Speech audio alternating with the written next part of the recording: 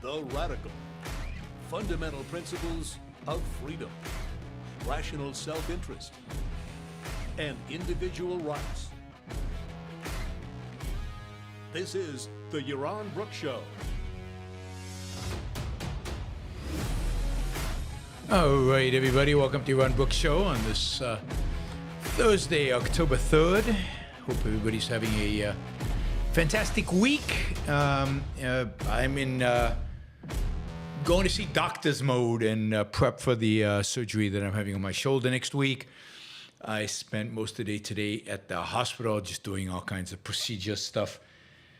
God, hospitals are very, very good at wasting one's time. But anyway, I'm not excited about the surgery, but I'm excited about getting my shoulder fixed and being able to go back to full mobility and pushing weights and all the fun stuff, all the exercise fun stuff that I can do once the shoulder's fixed.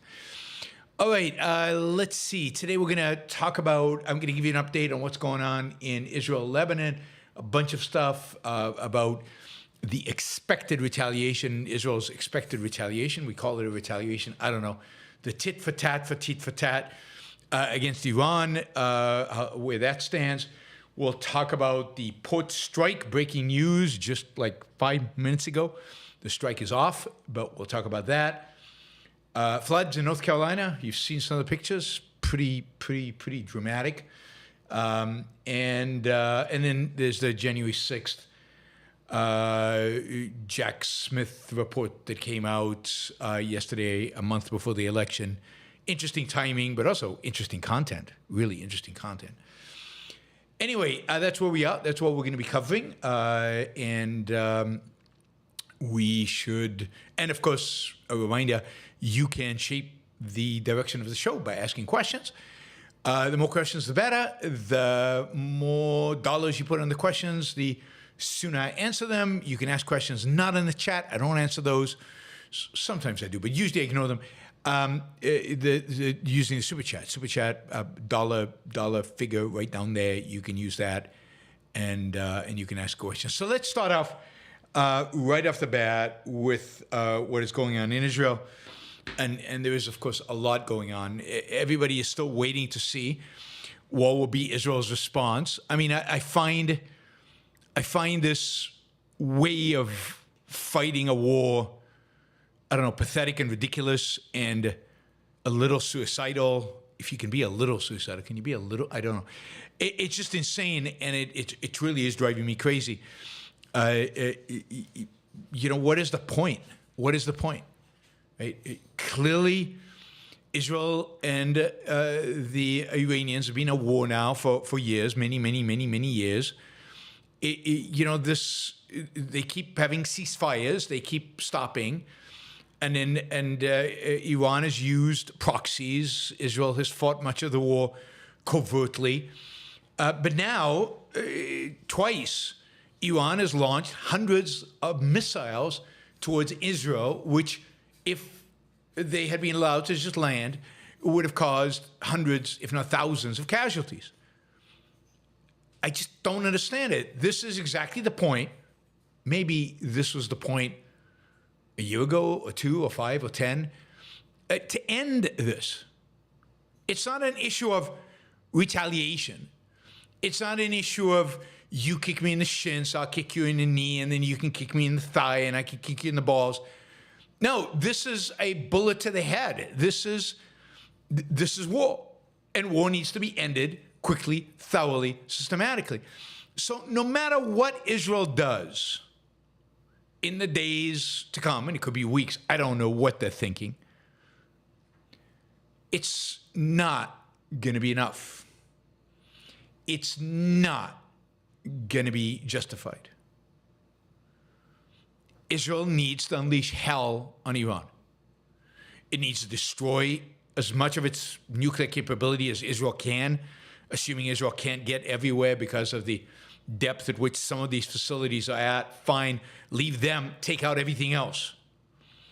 Israel needs to destroy, again, to the extent that it's capable, the ballistic missile launching capabilities of the Iranians. It needs to destroy as much of the Revolutionary Guard as it can from the air. And it needs to completely debilitate the Iranian economy by taking out as many power plants, bridges, and of course, the oil fields and oil facilities in Iran. And it needs to do all that yesterday. And every day it waits is less effective. Every day it waits, more international pressure against it doing anything will accumulate. The more it waits, the more hesitant it looks, the weaker it looks, and so on.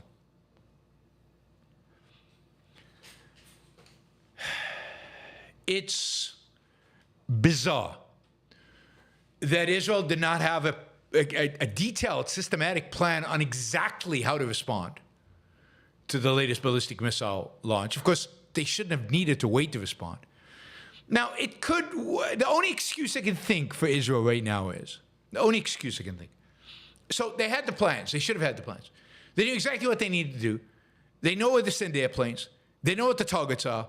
I don't know why the night the missiles rained in on Israel, the planes weren't in the air and on the way to Tehran and on the way to executing the mission. Now, there are a few possible explanations here. Three of them. Only one good one. One, Biden really squeezed the Israelis. Really squeezed them. We'll get to back to Biden in a little bit. But really, threatened them with no more munitions. Something devastating that they just couldn't ignore. Two, probably the likeliest. This is consistent with the pattern with Bibi Netanyahu just hesitating and waiting and chewing and talking and discussing and debating and asking the Americans over and over again, are you sure? What do you want? How do you do it? For a long time before new, dramatic, significant action is taken. The third option, which is the best option in the sense that it explains this without making Israel and the Americans look like complete losers, is the possibility that Israel just has higher priorities right now. That is, its airplanes, it has limited capacity in terms of Air Force and intelligence and reconnaissance and everything else. It is right now engaged in two ground wars, one in Gaza and one in South Lebanon. And it is engaged in bombing campaigns, that is Air Force activity, both in Gaza and in South Lebanon. And importantly, it's engaged in, Air Force activity, significant Air Force activity, all over Lebanon, including Syria. There have been a number of bombings in the Damascus area. And then for the first time, really interesting, they bombed a part of a naval base in Syria, in the northwest of Syria on the Mediterranean. A base that is mostly dedicated to Russian troops, facilities, equipment, and navy, jointly operated with the Syrians, but a very, very heavy Russian presence. Now, Israel did not attack that part of the port. They attacked a part of the port that had Hezbollah and its allies' presence. But, wow, Israel got very close to a significant Russian presence in Syria. I mean, one of the reasons Russia intervened in the Syrian civil war and intervened on the side of Bashar al-Assad was in order to preserve its base in Syria, which is its base in the Mediterranean, which allows it to project some naval power, not that it has much, but whatever naval power it has, into the Mediterranean in a port in Syria. Well, Israel attacked part of that port. Again, not the part run by the Russians. But that's about as close as Israel's bombed, a Russian facility. And then finally, and this is, Israel has been pounding just pounding southeast Beirut, whether it's the area around the airport or whether it's the Shiite neighborhoods, the neighborhoods dominated by the Shiites and Hezbollah, all over the southwest. They are telling the buildings that they're going to bomb to evacuate, and then they're going in and destroying those buildings. In the most meaningful attack in Beirut, I mean, they've been attacking all over Beirut, primarily in the south, in the Hezbollah areas. But in the most meaningful attack in Beirut this evening, Israeli airplanes hit 3 high-rise buildings with a bunker underneath them, at least the size and the depth of the bunker in which they killed Nasrallah. It's hard to tell how many bombs Israel leveled at this place in order to completely and utterly destroy it. We're talking about an incredibly deep bunker. They probably used something like 80 bombs to destroy, 80 from airplanes, to destroy the bunker Nasrallah was in. They're probably using something similar tonight. Now, we'll get to why they're doing that in a minute. But you could imagine that with that kind of focus for the Air Force, that kind of focus of using heavy bombs, Israel's just, the Air Force is just too busy right now to start another front in Iran, to travel 1,000 miles to Iran and execute missions over there. And even if they do that, it's going to be very hard to execute on the kind of intensity that they're doing in Beirut right now. Like, there's 80 bombs. I mean, they can do that relatively easy here because there's no air defense systems. Well, there won't be any over Iran either, really, to speak of. But more importantly is, Lebanon is like a 5-minute flight from Israel. It's just right there. Iran is a significant flight. It's not easy. It's going to require refueling, but it's more than that. It's going to require these bombs to come back and load up on bombs and fly out again. So it's way harder, way harder. And maybe they're just waiting until, in a sense, they're finished with Beirut. They're finished with their big assignments in Lebanon before they take on a riskier, trickier, more difficult, logistically and in every other sense, assignment over Iran. So, again, hard to tell exactly what is causing the delay in Israel, but I suspect it is just they're busy. And Israel has, unlike America, which has really, for all intents and purposes, at least, with exception if they go to war with China, but at least in every other region, for all intents and purposes, the United States has no limitation on resources. It has enough fighters, enough bombs, enough aircraft carriers, enough Air Force bases in the Middle East to be able to pound Iran into dust fairly quickly with very little logistical challenges. Israel cannot do that. It is very, very difficult for Israel to do it. Enric says, so will Israel warn Iran beforehand? Well, it already has, right? Israel's already told them we're going after these targets. Israel's already said, we know that Israel will tell the Americans, partially because the Americans will know anyway, because it's crossing kind of American-controlled airspace, Saudi airspace, Iraqi airspace, where America has a presence.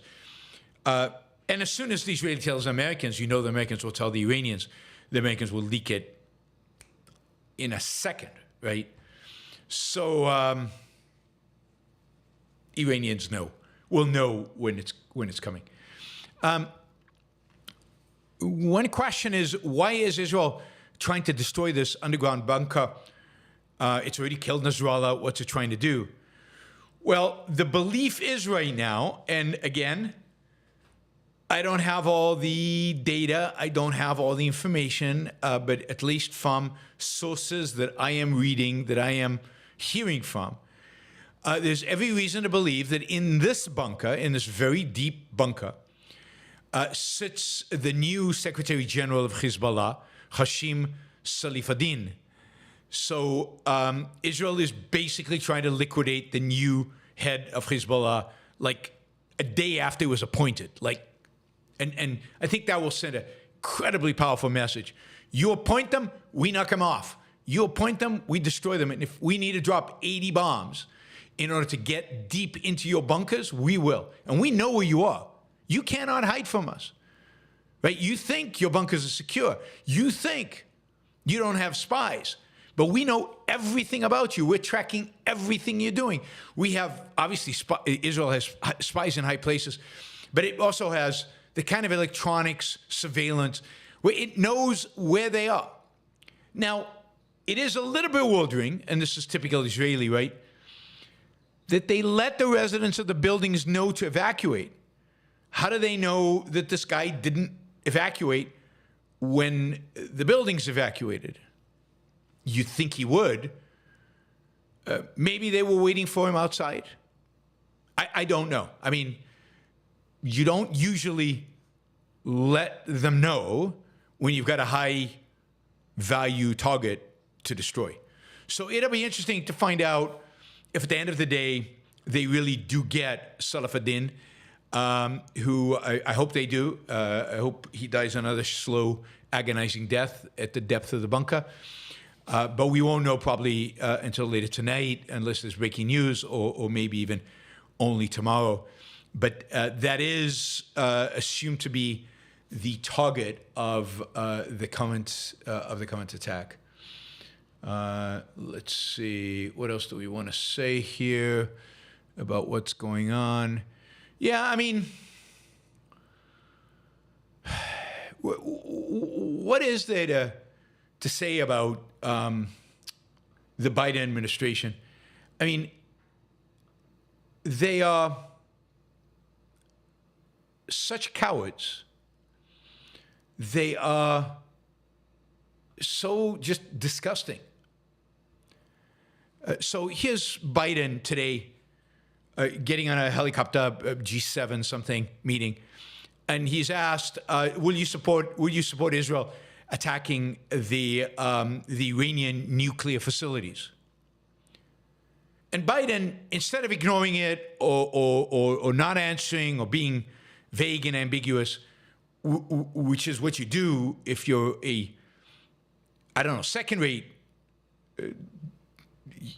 politician, he comes out and says, the answer is no.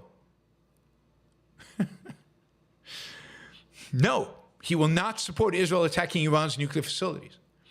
He says all 7 of us, G7 nations, agree that they have a right to respond, but they should respond proportionally. Now, what does responding proportionally mean? Well, they launched 180 ballistic missiles, and only, let's say, 20 landed, and they didn't kill anybody. So you should, since you have a 100% hit rate, you should only launch 20 missiles, and you shouldn't kill anybody, or maybe only kill one person. That's proportionality. I mean, this should make your blood boil. This is Christian turn the other cheek. This is love your enemy. This is it is just the most horrific way of dealing with an enemy possible. And why not take out the nuclear sites? Why not?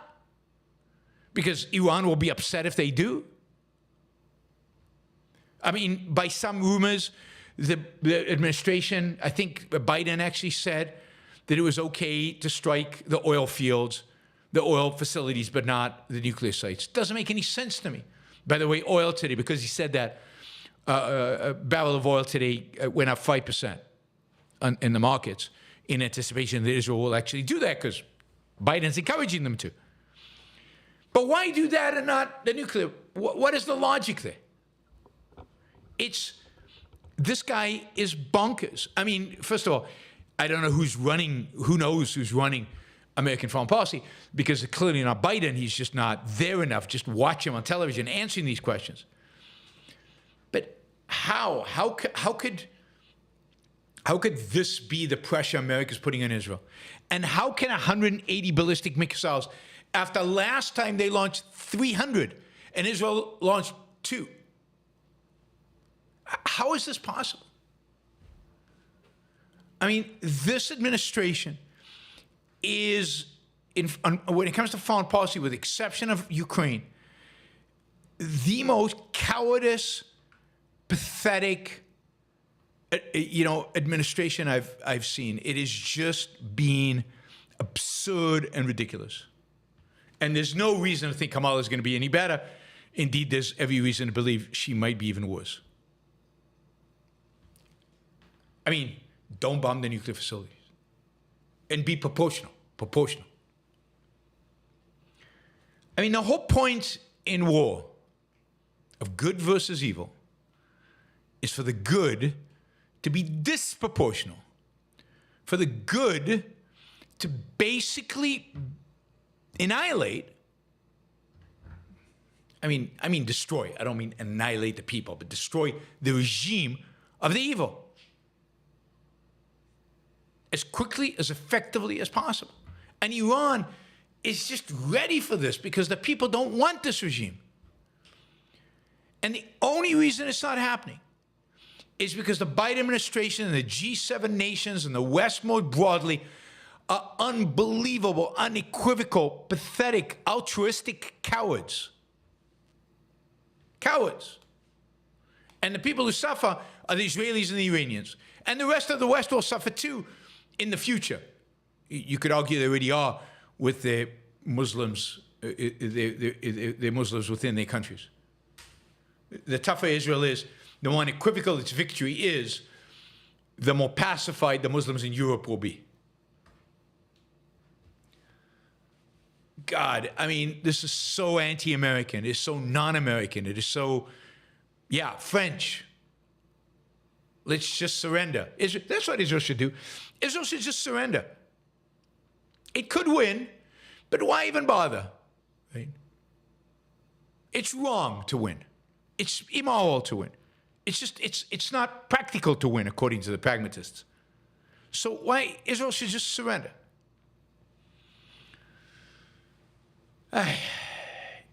Yeah. By the way, Iran has another 3,000 ballistic missiles. It launched 180, has 3,000 left. A good target would be those ballistic missiles. Destroy as many of you as we can. A lot of them are deep in the mountain, but they can get a lot of the launches. They can also start hitting the missiles before they're launched in a preemptive way. Instead of waiting for the missiles to be in the air, Israel could probably destroy them on the ground. But they have to get away from this Christian ethics in order to do that. They have to get away from the Biden administration ethics. So you might be saying to yourself, yeah, Yaron, look, I mean, this is an argument to vote for Trump. And maybe it is. Trump is about as horrible. No, he is the most horrible presidential candidate in history.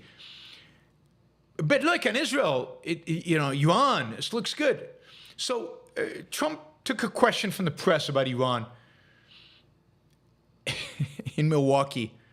I don't know if it was today or yesterday. Maybe it was yesterday. And his answer is so disgusting that he just proves over and over again, even when he has the opportunity on a particular issue to stand out and to clearly differentiate himself, he is such a disgusting human being that he just cannot.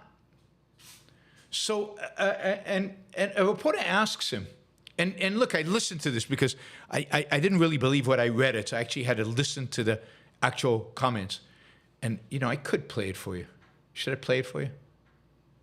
Let me do this. Let me put it up on screen so nobody can accuse me of misrepresenting what Donald Trump is actually saying. Let's do live here while we're at it.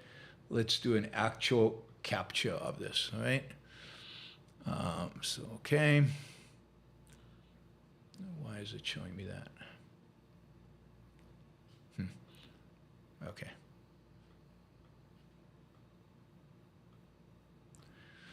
Why is this not working?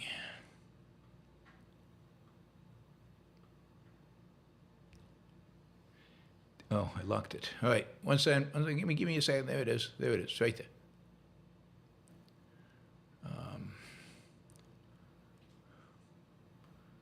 Yeah, can't really make it bigger. No, it won't go bigger. All right, there it is. We'll put it right there. You guys can see it? No, not there. There. You guys can see it, right? We got it there. We're going to press play. Let's make sure it has sound. Sound. They had no money with me. We'll go over Attacks here. from Iran, but also Okay, so this is him answering a question during a press conference, and I think you can hear this, and we'll go for it. do you believe that you should have been tougher on Iran after they had launched ballistic missiles in 2020 on U.S. forces in Iraq, leaving more than 100 U.S. soldiers injured? So, first of all, injured. What does injured mean? Injured means you mean because they had a headache, because the bombs never hit the fort. So, Can you believe that? So, did you guys hear that? And somebody says increase the volume. I don't know if you could hear that. I mean, the disrespect Trump has for his soldiers, for the people who are fighting. What do you mean injuries? They got headaches? Because bombs never hit. I mean, again, proportionality. They didn't hit, so I didn't respond. What if they had hit? I mean, this guy is just disgusting. He's a disgusting human being. He is an idiot, because even a disgusting human being should realize that that's just so unbelievably stupid to say. And of course, he goes on to say, well, I cut off their funding and they didn't have any money. And he even there lies. He says, I got out of the thing a week after I was inaugurated, which is not true. It took until 2018 for that to happen, so about a year plus, before he got out of the Iranian deal. And Biden, took away the sanctions when he got into office. That's true. But can you imagine the commander-in-chief saying, oh, those weren't serious injuries. They just got headaches. So I didn't respond. I didn't attack Iran because they just had a headache. And that's not a big deal. Let's not get too excited about a headache.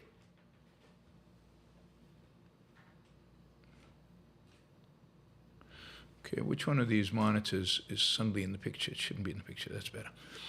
And it's just, I mean, there's no point in commenting on it, because what can you say? He said it. He said it. So, look, when it came to Iran, Trump getting out of the nuclear deal was a good thing. Trump putting sanctions on Iran was a good thing. Trump ordering the execution of Soleimani, the head of the Iranian Revolutionary Guard, was a good thing, the Islamic Revolutionary Guard. But that's about it, and it's all pretty lame. Given how many attacks the U.S. suffered from Iranian-linked groups, given the continued development of nuclear weapons and Trump's and others' commitment that they would never get any, given headaches that our troops suffered from bombardment, of course the United States should have hit them hard. I mean, Trump was a wimp when it came to Iran. And the killing of Soleimani was like a one-off, so you could trot around and say, I got Soleimani. I mean, just like Israel's discovering, you can't just eliminate one guy and anything happens. I mean, if you want to eliminate the leadership,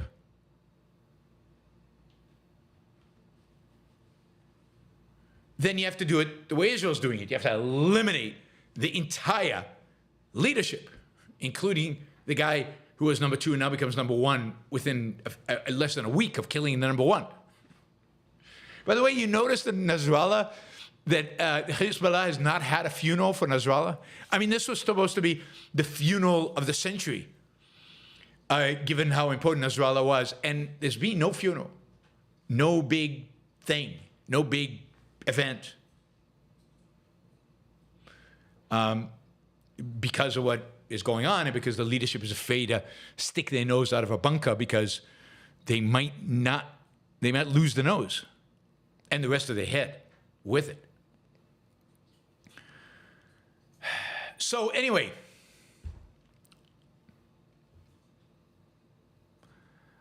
I wish, I have wishes that we had an option to the cowardly, pathetic, immoral, foreign policy of Biden.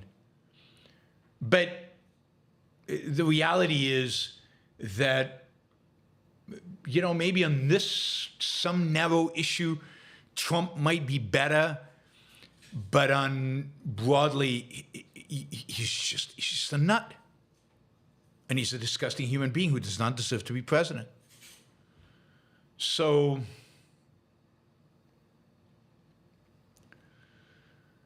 let's see. The crater that the Israelis have created at this complex bunker is truly amazing. It does sound like several officers of the Quds Force of the Islamic Revolutionary Guard, that's from Iran, are believed to have been eliminated by tonight's Israel airstrike on the Hezbollah bunker in South Beirut, which contained a meeting being held with the new Secretary General of Hezbollah, Hashem Salafaddin, and several other senior Hezbollah leaders. So it's quite possible that not only did they get rid of Salafaddin, and not only did they get rid of a number of Hezbollah leaders, they also got rid of a number of the Iranian Islamic Revolutionary Guard agents who were there to coordinate with Hezbollah. So Israel is just doing a systematic job right now of, just wiping these people out and cleaning house. But the horrible thing is it's getting minimal support from the U.S. One more thing, before we move to another topic, to basically the VP debates. I think we should always, I try when I talk about war always to do this because I think it's important to remember that there is a real cost. A necessary cost, but a real cost to this war. Whether it's necessary or not is a question. But yesterday, or this morning, I can't remember when it was, Israel announced that 8 soldiers were killed in South Lebanon, basically in the same operation. They were ambushed within a house that they were clearing in a southern Lebanese village. I think they took another casualty today. Another casualty today, so that's 9. When I noted this, noted this when we talked about some of the casualties in Gaza. 3 of the 9 were officers. Not the most junior officers, fairly senior officers. I don't know how to compare, ranks to kind of an American rank force, but 3 of the 9 were officers. All of them were young kids. And I couldn't help when I read about these kids dying. And look, I've talked about this before.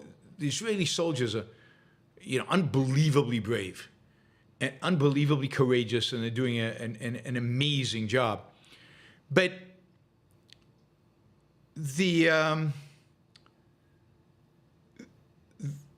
I kept thinking when I read about the 8 who were ambushed, that if Israel were willing to just flatten these villages, I mean, to turn them into parking lots, then there wouldn't be ambushes. And indeed, Hezbollah would not be able to hide within the buildings. And there would be a lot fewer of the Hezbollah because they would be wiped out with them. And maybe some of the tunnels that are in these homes and some of the munitions that are in these homes would also blow up and explode and leave them poor. It seems to me that Israel has already asked the civilian population of southern Lebanon to evacuate, and hundreds of thousands of them have evacuated. They're gone. I don't understand. Why not just flatten these buildings? Why let young kids go in there? Some of these buildings are booby-trapped. Some of them, there are ambushes. Some of them have tunnels where the terrorists can jump out of the tunnel. It just seems like if it wasn't for kind of just war theory, proportionality, the whole ridiculous notion of fighting a war in sacrificial fashion, that Israel could do the job it needs to do in South Lebanon with a lot less casualties. A lot less casualties. I mean, the whole area of South Lebanon should be carpet bombed. Again, they've asked the civilian population to evacuate. Just flatten the place. There's still going to be difficult battles because it is hilly. There are valleys, there are ravines, there are tunnels, there are all kinds of things there. It's not going to be easy. But at least take out the simple stuff. But this is Israel fighting, based on the Christian standards of turning the other cheek and being nice to your enemies, something it has learned from America. One of the reasons America has not won a war since World War II. And it is executing on that strategy, and it is suffering the casualties. And the people who suffer the casualties are not the philosophy professors and the academics who come up with these moral codes and moral ideas. And there's a specific Israeli intellectual who was involved in writing the manual for the Israeli military force that I'm thinking of. He's not going to suffer. His kids might. His grandkids might. He won't. Israel can still win, but young kids will die for no reason. But anyway, I want to always remind us that while we celebrate Israel's victories when they happen, they are happening at the same time. There are real casualties here, and there are people fighting and dying and being injured, and which is horrific. These are young kids. All right. Let us change pace and move on to the vice presidential debates. I mean, I didn't watch the whole thing. I have low tolerance for watching politicians, so I read part of it, and I've watched clips of it. But I mean, there are a few things that stand out, that I think are quite memorable, if you will. First, they behave like adults. When Trump gets on a stage, the behavior and rhetoric and intellect of everybody up on stage, their level drops by, 40 IQ points or something. Or maybe the IQ is not the right way to think about it. It drops in terms of maturity. Everybody becomes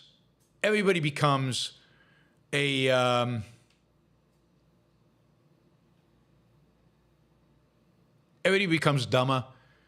everybody becomes childish, everybody becomes emotional, and you don't have any choice, because if you don't, then you just get steamrolled by Trump.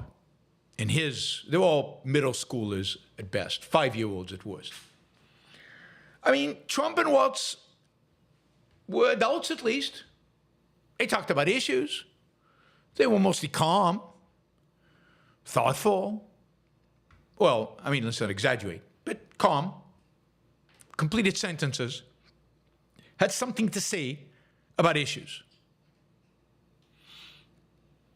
So, there's no question that it would be an improvement if this was the way debates were handled, and it's meaningful, and it will be interesting to see in a post-Trump era, whenever that happens, who knows when, if things change at the presidential level, or if Trump has established a new normal in American politics. Let's hope not.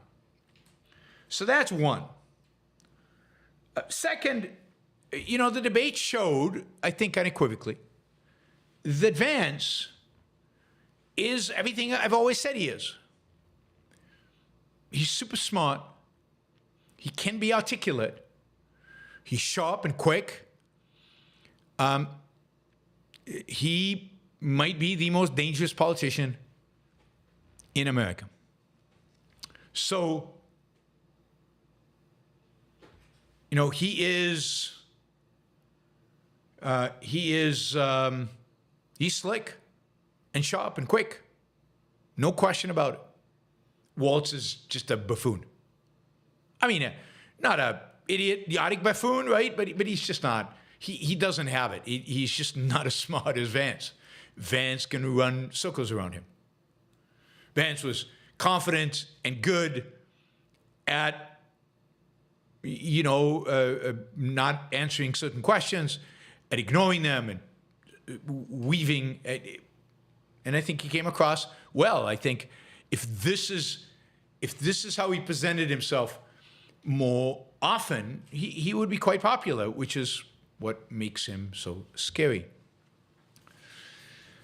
I also think that what this vice presidential debate clarified, because Vance does a better job presenting Trump's ideas than Trump.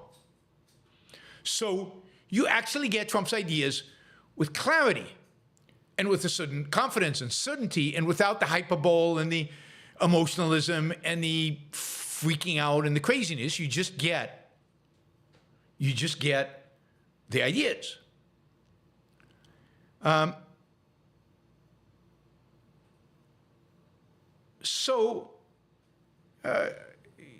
What you got was clarity around the fact that you get clarity around the fact that there is nobody in the American landscape right now, political landscape, who even resembles an advocate of even a little bit of more free markets. I mean, Vance gave a convincing statist case for government intervention in the economy. He's done that throughout the campaign. He is as statist as Kamala is. He is as interventionist as Kamala is, if his interventions are going to be different.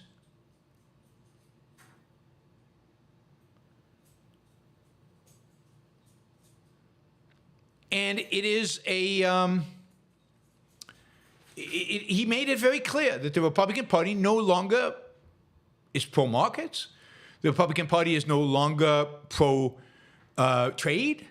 The Republican Party is no longer, has any even semblance of, even a little bit of capitalism. Republican Party now is committed fully to the same kind of fascist socialist program as the Democrats are, with different coloring. And then on the foreign policy side, to Vance's credit, he takes a Trump line, let Israel do what Israel wants to do. We'll support it. But then when it comes to Ukraine, he takes Putin's side, which is insane. Of course, there was only one foreign policy question the entire night, and it was only about Israel. So we didn't really get them discussing Ukraine, which they should have. It would have been good.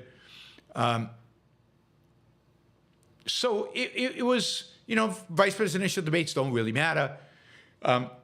Given that Vance has very, very high negative ratings, I'm sure this helped him at least somewhat, somewhere.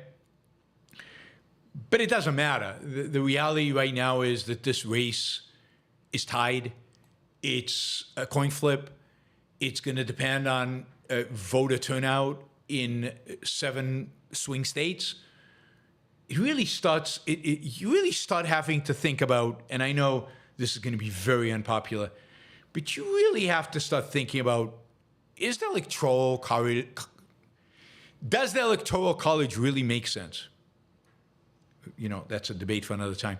But 7 swing states will determine this election. If you live in New York or California or Illinois or a lot of other states, like 43 other states, your vote is probably not going to matter at all, one way or the other. So you've got basically a race in 7 states where the polling, basically all the polling is within the margin of error. Even in North Carolina, which should be a Republican state, it's within the margin of error. And it's truly, it truly is scary. That these are the 2 candidates. One of them will be president. Nothing we can do about that. And one of them will be president, and that will be determined by a few voters in a few states. Something weird about it.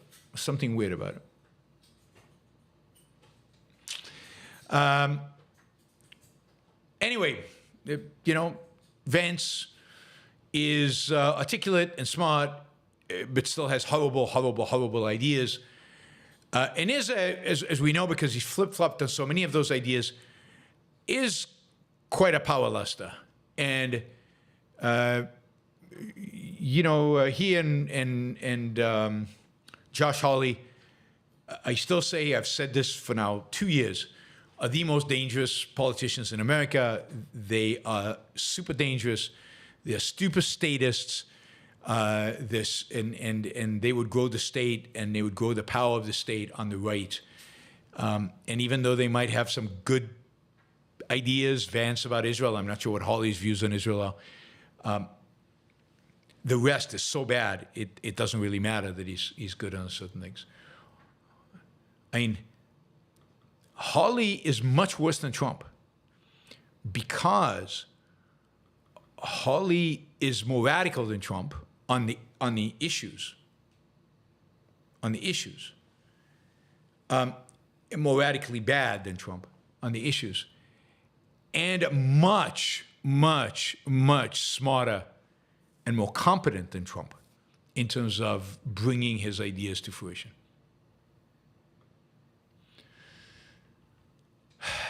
All right, our VP candidates, God help us. Somebody help us. God is not going to help us, but somebody needs to help us. All right, let's see. Yes, I was going to talk about a strike going into after 3 days of strike, and the shutting down of shipping on the east coast of the United States and the crippling of the U.S. economy. And what are we going to do here in Puerto Rico? We get all our goods by boat from ports on the east coast. Not only do we have to deal with the Jones Act, now we have a strike. Oh, my God. And I was going to talk about just the evil, slimy, power-lusting, disgusting nature of Harold Daggett, who is like the chief negotiator for the International Longshoremen's Association, who I've watched a number of videos with, and just how, just the hatred of technology, the dishonesty, the power lust that he has, the willingness to cripple the U.S. economy for another few percentages of raise, just awful. I mean, he basically said, look, we're going to go on strike. And, in the beginning, nobody will care. But, after maybe after a week, guys who sell cars can't sell cars because cars are not coming. No more cars. They're not coming in. They're not coming off ships. They might be out in the harbor, not coming off ships. And they start getting laid off. And the third week, he says, malls are closing down. Can't get the goods from China. They can't sell clothes. They can't do this. And he says, look, everything in the United States comes on ship. We've got you by the balls, in a sense. So they all go out of business, and then construction workers get laid off because the materials aren't coming in. Steel's not coming in. Lumber's not coming in. They all lose their jobs. And he's saying this with kind of a relish. I have so much power over you. I can control you. And this is why unions should never have any power, the kind of power that they have. Because these people are really power-lusting, evil bastards.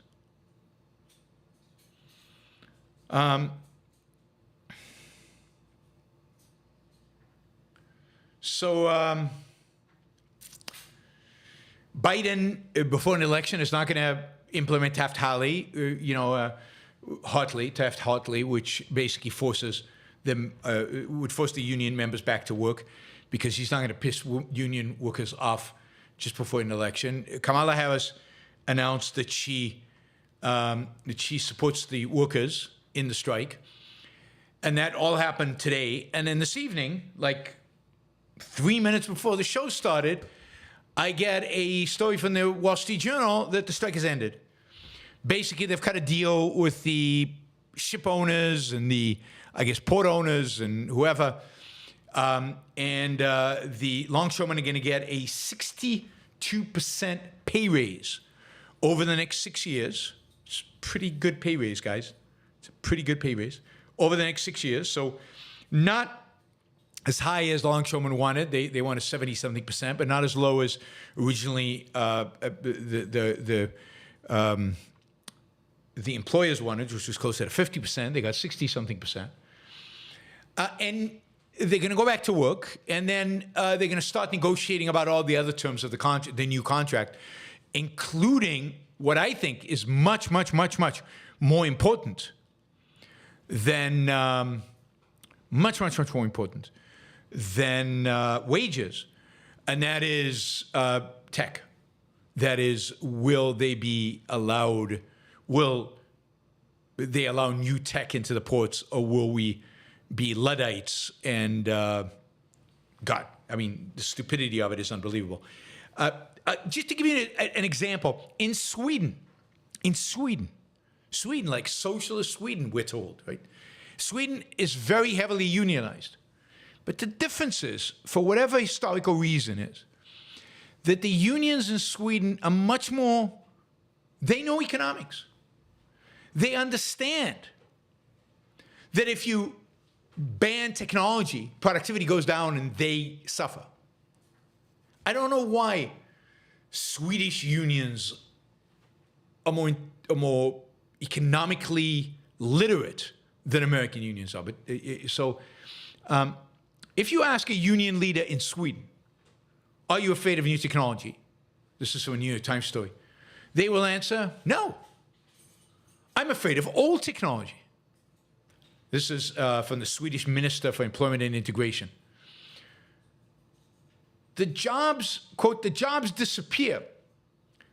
This is when you bring in new technology. The jobs disappear. And then we train people for new jobs. We won't protect jobs, but we will protect workers. Now, you could imagine a union having that mentality.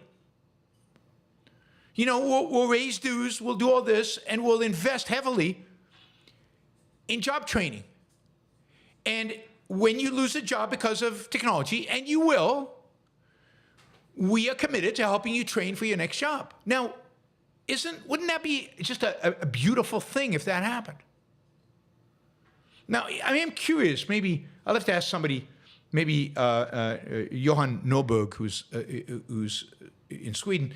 I'll have to ask somebody how the unions developed such a much healthier mentality in Sweden than they have in the United States.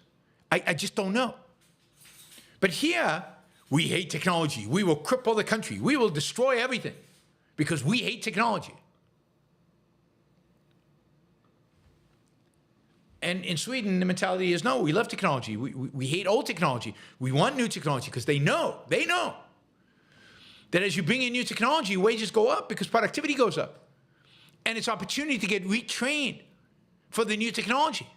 And they know that the new technology is going to take over anyway. That if not here, then overseas. And then you can't compete anymore.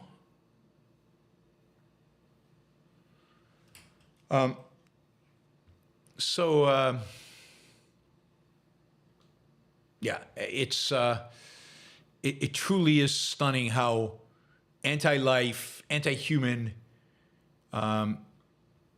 these leftist unions are, and how disgusting it is that so many within this administration are supportive of it.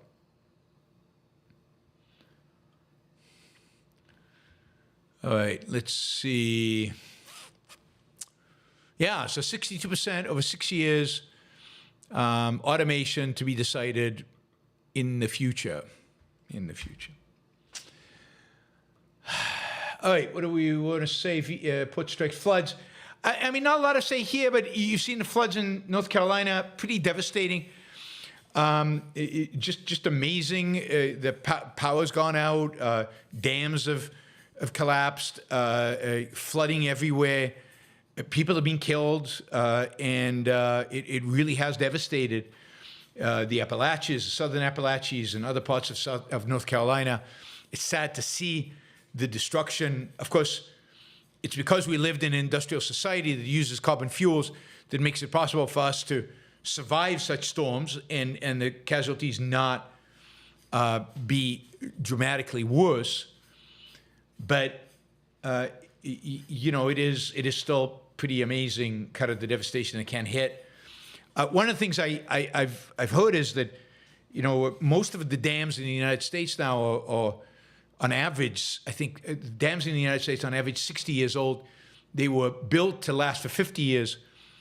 One of the things that is true in the U.S., and by the way, they just decommissioned a huge dam in the West. One of the really interesting things, because of the environmentalists, we have not invested in those dams. We have not made them stronger. We have not rebuilt them. We just don't do those kind of projects anymore. We don't rebuild. We don't maintain our infrastructure. We don't build new dams. So as the infrastructure collapses, the cause is not climate change. The cause is not some global warming or whatever. The cause is our unwillingness, inability to invest in, you know, in beefing up and in replacing the infrastructure that we have. California is basically decommissioning all their dams. Again, this is, by the way, electricity, this is clean energy, hydroelectric energy, clean energy. But the environmentalists insist that it does environmental damage. So they're willing to let the earth warm, according to their theory. But the other kind of environmental damage doesn't get created, so whatever, it balances out. Just terrible. You'll see the left blaming these floods on climate change. I've seen many floods in my many years. I don't, maybe there is climate change and maybe the floods are going to happen in different places. Maybe it's raining more in some places and less in other places. Maybe the hurricanes are pivoting in a different direction, because I don't know. I don't think anybody knows really. But I mean, there's been flooding forever. And there will probably always be flooding, or at least, no, there won't always be flooding, because we should develop a technology that stops this and limits this, and maybe even a technology that manages to disrupt hurricanes so that they get less powerful, or maybe a technology that steers the hurricanes in a different direction. But, you know, the other story here, it's an interesting story, is that Most people in North Carolina don't have flood insurance. And again, it's a complicated economic story as to why, but it has everything to do with the fact that the government has basically taken over a monopoly position on flood insurance. Because if you priced flood insurance appropriately, then, and if FEMA didn't exist and there was no federal government assistance programs, then flood insurance would be fairly expensive because the risks are high, particularly in certain areas. But there would be competition. There'd be a number of flood insurance companies, and people would either buy them, and if they didn't buy them, they'd be wiped out, and they'd suffer the consequences. But the reality is that people who don't have insurance get bailed out by FEMA. So insurance companies find themselves in a situation where they can't sell flood insurance because nobody will buy it because they figure they'll be bailed out by FEMA. And certainly not for a price that is the market price for the insurance, that is adjusted for the risk involved. So private insurance companies leave the market. Economists jump on this, statist economists, and call this a market failure. And the government steps in to provide flood insurance.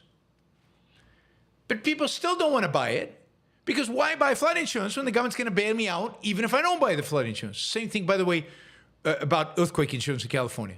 There used to be, decades ago, you could buy earthquake insurance in the private markets. The risk for earthquakes has not gone up, but basically all private insurance companies have left the market because everybody realizes in California that if there's an earthquake, FEMA will step in, the government will step in and bail everybody out. So why bother with insurance? As everybody left, the state of California entered the market and undercut whatever private insurance was left, so the rest of them left. And that's happened with flood insurance. Only the government supplies it. Nobody buys it. So FEMA's going to have to bail everybody out. It truly is economics 101. It's incentives, pricing, supply and demand. Nobody cares. They keep making the same mistake over and over again. Doesn't seem to matter. All right, that's the flood. Do I have anything else to say about the flood?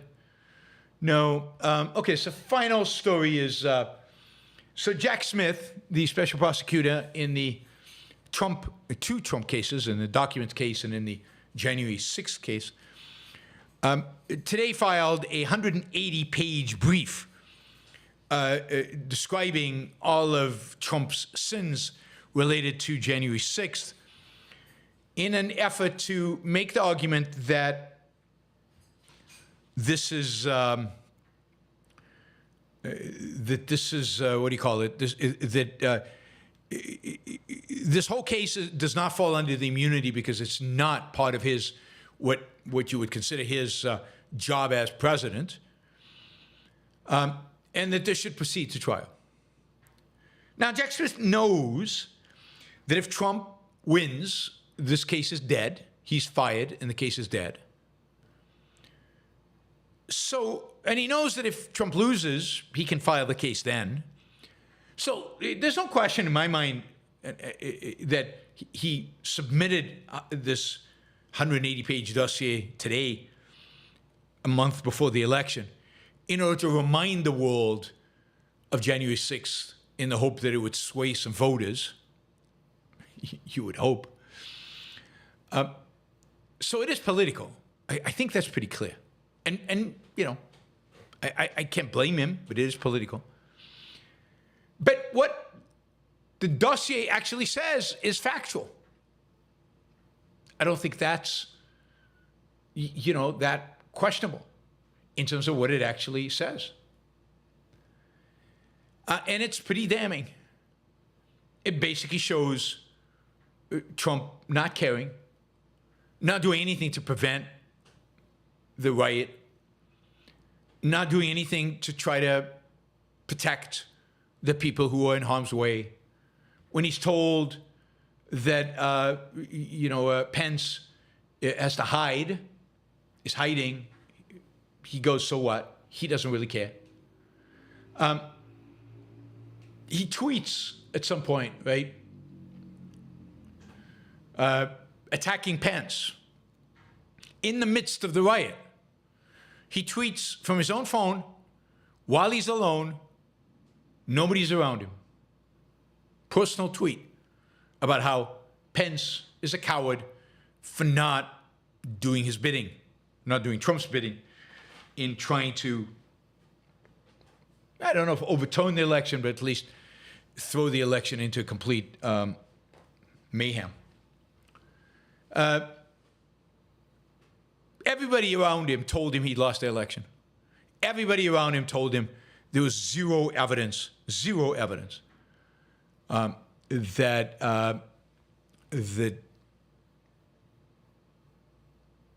there was enough cheating to change the result.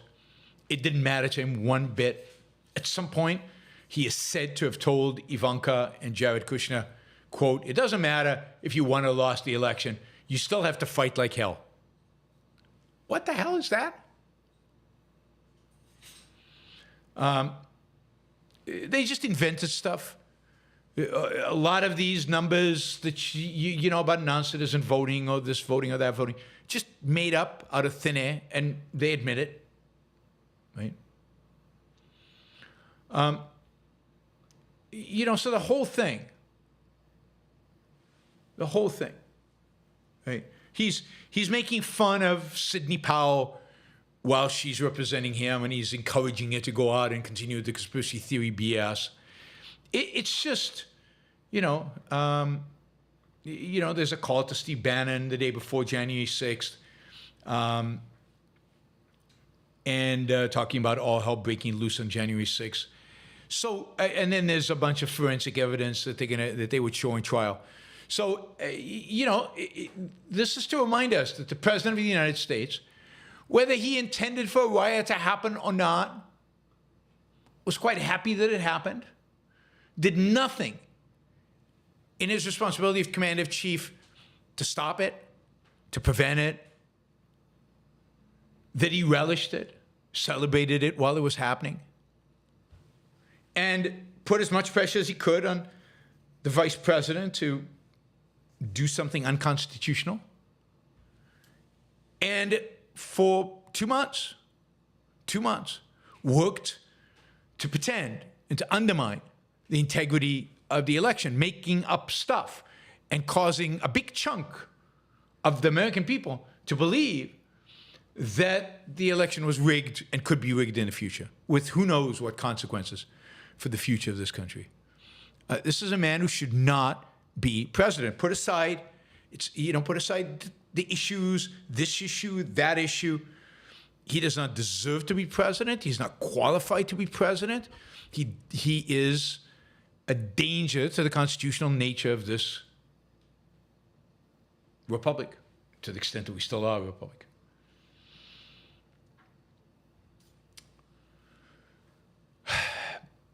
And, Jack Smith did a little bit to remind us of that today by releasing the report. All right. I think that is the news for today, October 3rd.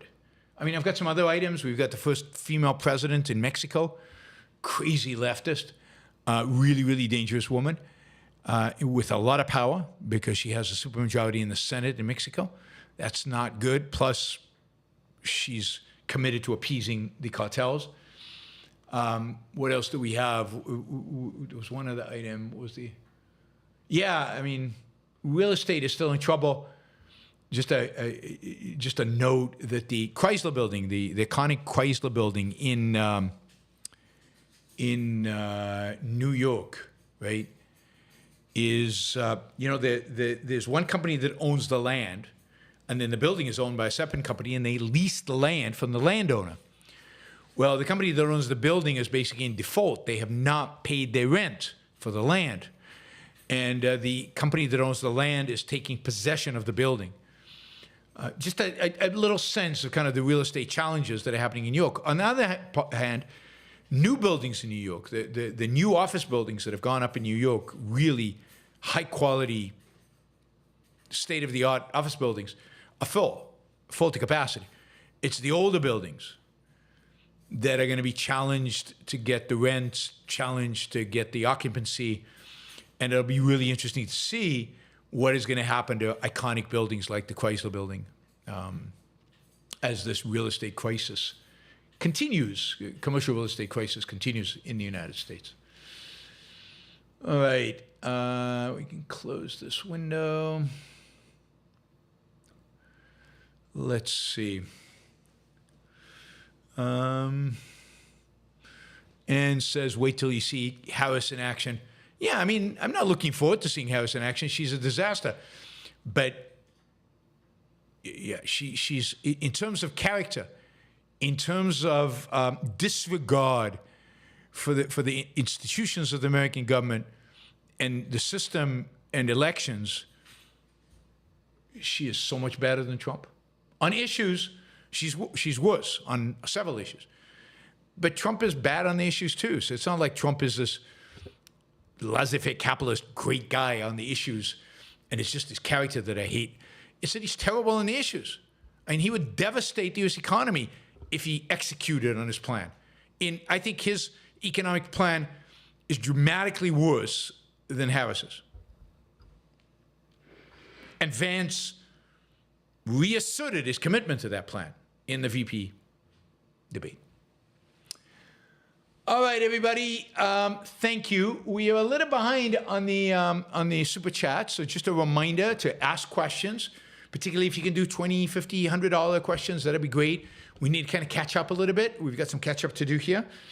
I'll be turning to the super chats in a minute. Remember, this is an opportunity to shape the show by covering topics that you would like covered.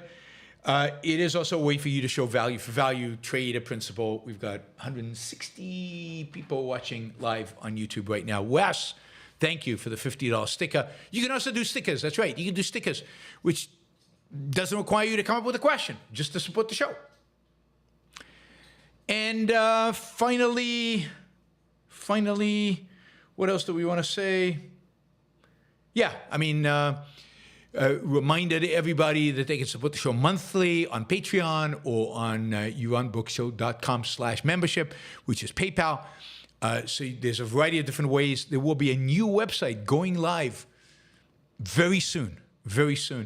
New website, new yaronbrookshow.com website. I'll let you know when it goes live. Make it even easier to become a supporter and emphasize Patreon, which is just easier to operate at our end, even though we'll still do PayPal. And let's see. Yes, I want to mention our sponsors. Remind you of John Bobbin, who's been in business for 25 years developing dietary supplements, weight loss and muscle building workout and diet programs.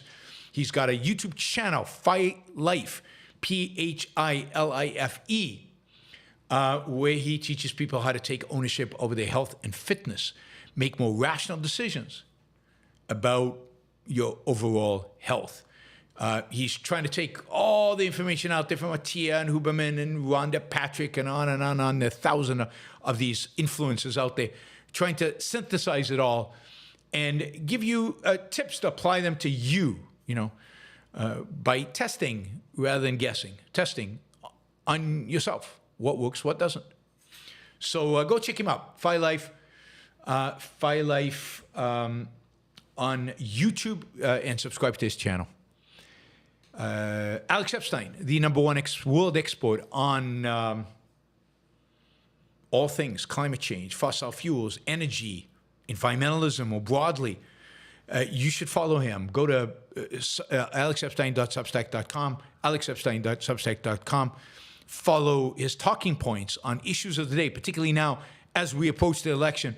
Excellent. I'm seeing him doing more and more interviews. There are more and more videos out on Twitter. Check out Alex Epstein, alexepstein.substack.com. And finally, the Ayn Rand Institute is a sponsor.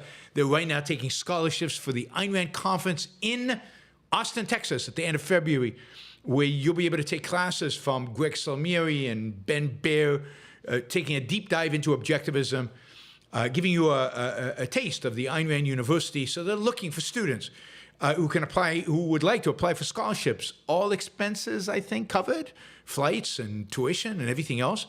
So please consider, you can go to aynrand.org/start here.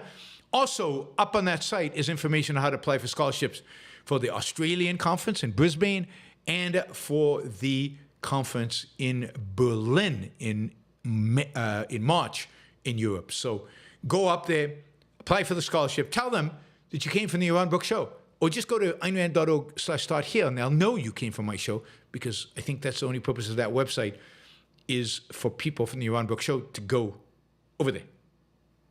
It shows that we have influence here on the show. All right. Let's see where we are. Justin, $100 Australian. Thank you, Justin. Justin says, looking forward to seeing you in Brisbane, or as we call it, Bris Vegas. Ooh, now I'm curious why it's called Bris Vegas. We'll have to see. I'm excited now. Oh wait, Bris Vegas. Thank you, Justin. Yeah, I'm looking forward to seeing you and Troy and everybody else from Australia. I'm really hoping that you guys will come. I know some of you have already registered. Thank you for doing that. I'm really hoping for a big presence, a Yaron Brook Show presence, right? So all the listeners in Australia to this show should be at the conference December 6th to 8th in Brisbane. If you can't afford the tuition, apply for a scholarship. No matter who you are, apply. You might get it, you might not get it. I don't know, but you might as well apply. It doesn't cost you anything. If you're in New Zealand, hop over. It's not that far. Come over to Brisbane. I know WCNZ is going to try to make it. If he's back in from his world travels in New Zealand, he might make it to Brisbane. And if you're in, I don't know, the Philippines or in India or in China, Mongolia, South Korea, Japan, Hong Kong, Singapore, come on over. It's the closest you're going to have an Objectivist conference to you. So it would be great to see you all there. We'll definitely have a big gathering of Yaron Brook Show listeners at the conference. Thank you, Justin, $100 Australian. It's very generous. I will note that I'll be also doing an event in Tokyo. Stay tuned. On the way back from Australia to the United States, I'll be doing like it's still evolving, but we're going to do an event in Tokyo.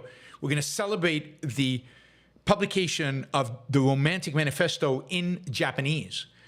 So we're going to do maybe a couple of events on aesthetics in Tokyo, which is going to be challenging. It's not going to be simple because we're going to have to contend with Japanese aesthetics, Japanese art, which is very different than Western aesthetics and art.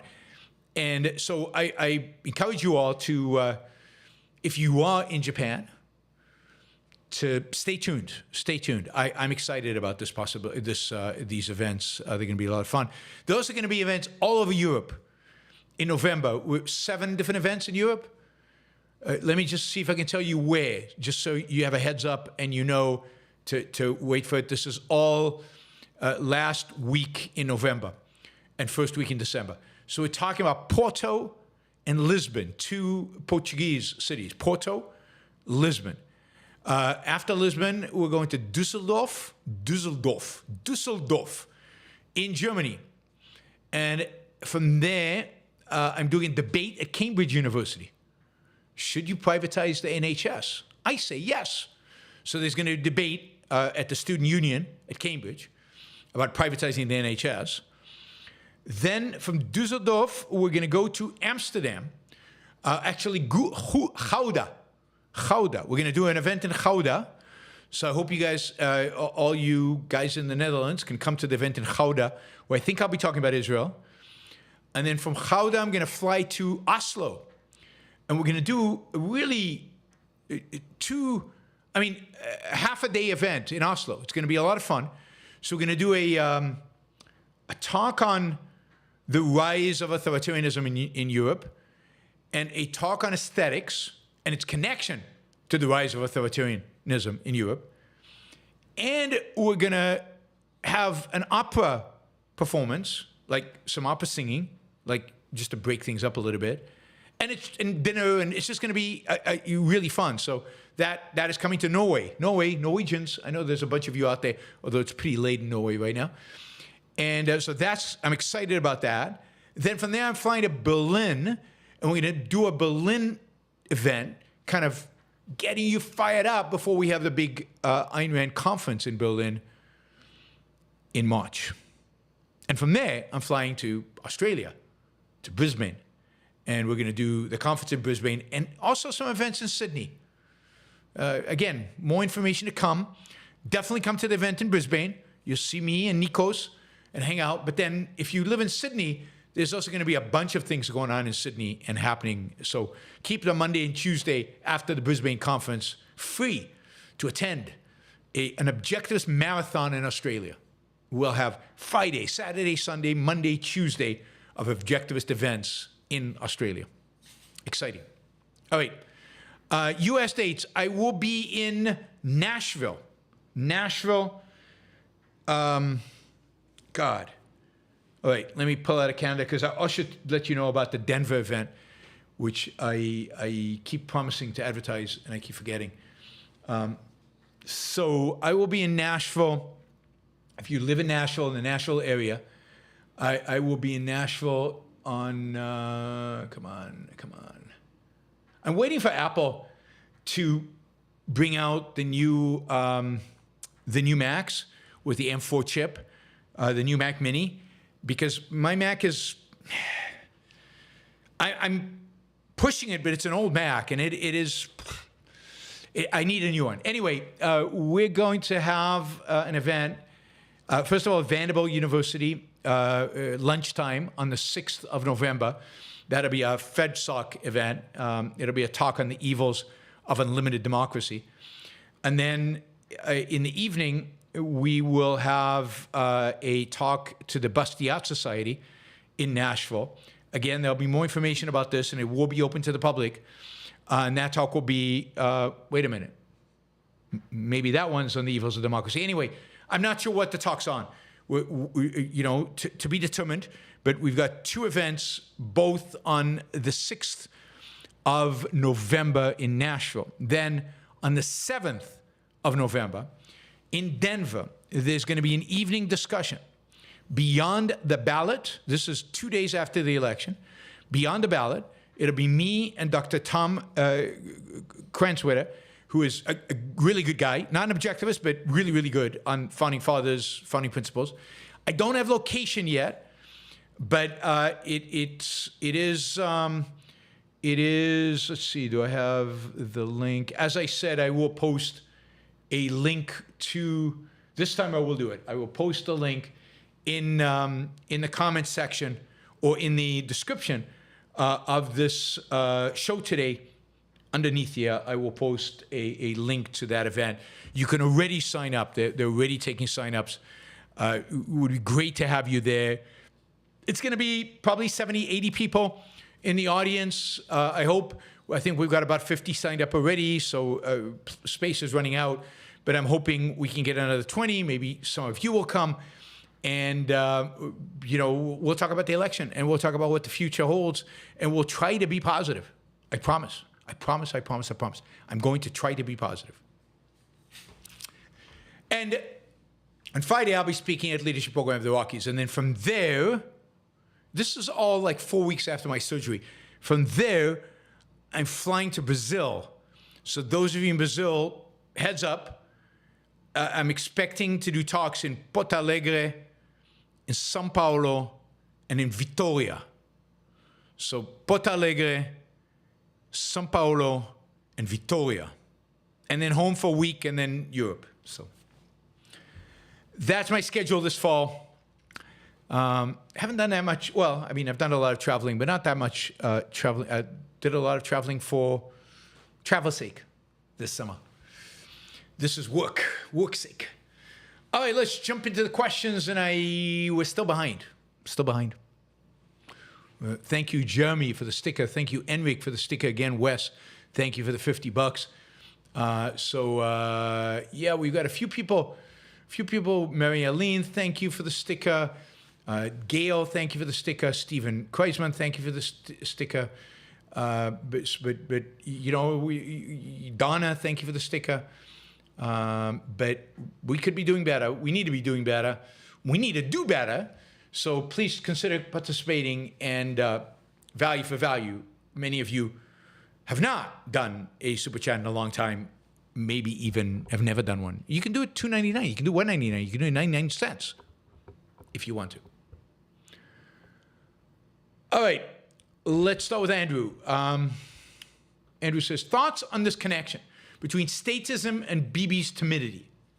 A power luster checks and compromises with many different factions to make sure his actions won't cost him power, which causes indecision and anti-risk taking. Yeah, I mean, I think that's absolutely right. I think that's a good observation. It's a good articulation. Yeah, I mean, I've described this in great detail in the case of Bibi and how this works in the case of Netanyahu, how sometimes he gets tough and sometimes he's softened, and generally he's indecisive, and generally everything takes longer than it should. And it's all motivated explicitly, or in most cases, I think implicitly, by his desire and his political considerations and how he can sustain and maintain power.